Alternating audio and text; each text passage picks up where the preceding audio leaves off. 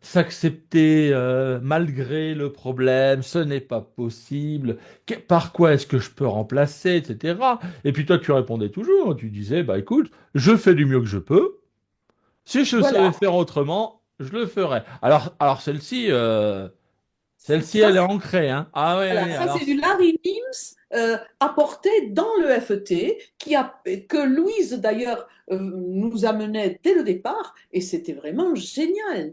On ne peut pas s'en vouloir, on sait qu'on fait toujours du mieux qu'on peut, mais parfois pour se maintenir en survie, alors que l'idéal c'est quand même de vivre. Et c'est toute cette distance. Et ça c'est l'éthique de l'EFT. Et cette éthique-là n'est pas comprise de tous, malheureusement. Parce que j'ai lu quelque chose de très savant qui s'inspirait de réflexions d'éminents psychologues disant que ça n'avait aucun sens de dire, même si j'ai cette colère hmm, qui me ronge, je m'aime et je m'accepte. Ça n'a aucun sens que ce hmm. qu'il y a à voir, il disait. Mais franchement, si on supprime cette dimension, qui est l'essentiel de ce que Gary a voulu faire passer pour que l'être puisse se déployer, qui ne se confonde pas avec les événements, avec les émotions. Je ne suis pas mes émotions, j'ai des émotions. Et ça, c'est heureux, parce que je suis vivante. Et que le fait d'être vivante ou vivant, eh bien, ça met, je suis en mouvement et je vis des émotions. Et bien, c'est très bien.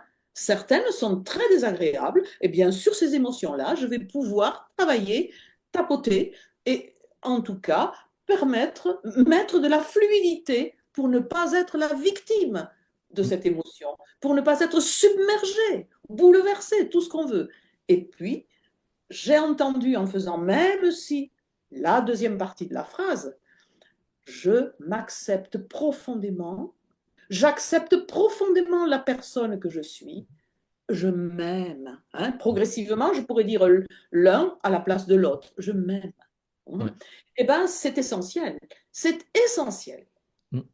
Et c'est ce que je fais, c'est je continue de m'aimer comme la personne formidable que je suis. Ah, Hum. tu nous sortais merveilleuse, etc. Et c'est vrai que la personne, je la regardais et puis je la voyais faire un sourire, ou je la vois grimacer. Et puis je leur dis, t'as vu, tu l'as sorti, hein? Et oui, et d'où l'importance, oui, voilà. Alors, c'est vrai que l'EFT, quand tu le fais au premier abord, c'est vrai que ça paraît bizarre, ce truc de tapoter, de dire même si, ceci. Et mes amis se moquaient de moi au début en disant, ah oui, tiens, tapote, parce que moi j'étais souvent très colérique, souvent très speed, souvent très, très comme Hum. ça. Alors à chaque fois, ils disaient, hey, Rodolphe, tapote, tapote. Je leur disais, ah, vous êtes marrant, vous. Vous êtes marrant.